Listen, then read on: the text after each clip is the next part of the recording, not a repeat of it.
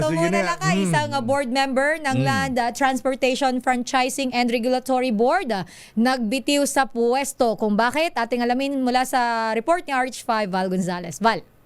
Ang pirma Sister L at Mayor ng Land Transportation Franchising and Regulatory Board o LTFRB na isa sa dalawang miyembro nito ng board ay nag-resign na ayon sa bagong talagarin na tagapagsalita. Sino yan? ng LTFRB. Sino yan? Si Martin Delgra? Hindi, board daw lang board Mas member mataas ba? si Okay, sige. Dating chairman si Attorney Martin Delgra, Mayor. Dating chairman pala yun. Sino ito nag-resign at bakit nag-resign? Sabi nitong bagong talagarin, Mayor, yung tagapagsalita ng LTFRB dahil wala na dito sa LTFRB yung katatalaga lang nung Enero na si Attorney Ariel Linton na. May bago na ring tagapagsalita ng LTFRB. Si Ariel Inton ang nag-resign? May bago na rin nga tagapagsalita ang LTFRB na si Attorney Zo Daphne Usita Angustia na nagbiti daw itong si Attorney Joshua Biray ilang araw nang nakalilipas.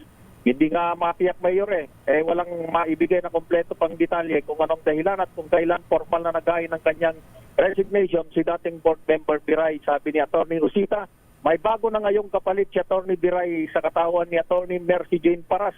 Nung Lunes ay isang nung Lunes dun sa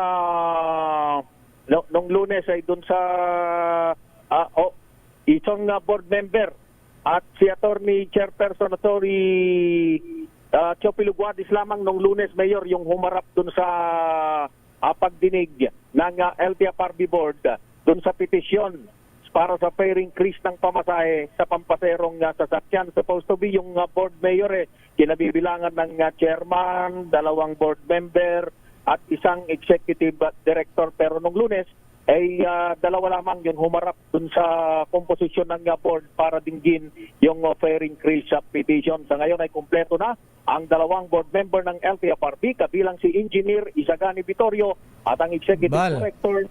Yes, Mayor. Di ko obisado yung komposisyon yan. Chairman tsaka ilan ng board member? Dalawa lang? Dalawa, Mayor. Dalawa. Tatlo lang silang ma-official dyan na ganun. Tatlo lang. Ganun ba? Plus yung executive director. Ayun. Sino yung nag-resign uli? Biray? Attorney Joshua Biray. Attorney Joshua Biray. Ayan na. Yan bang kanyang resignation irrevocable ba yan? Baka hindi irrevocable resignation tulad ng resignation ni Director Santiago. Hindi pa masabi, Mayor, dahil wala pang kompletong detalye dahil kakaupo lang naman kasi nitong si Attorney Usita, yung pumalit si Attorney Ariel Inton, kaya't wala pa siyang detalye, kinukopa daw niya yung kompletong detalye dun sa Human Resources Department ng LTFRB dahil nga dun sa kakaupo pa lang nito sa kanyang pwesto. Okay nga, Rod. Ako si Val Gonzalez, Isa Ray Tuna sa Pilipinas, una sa Pilipino.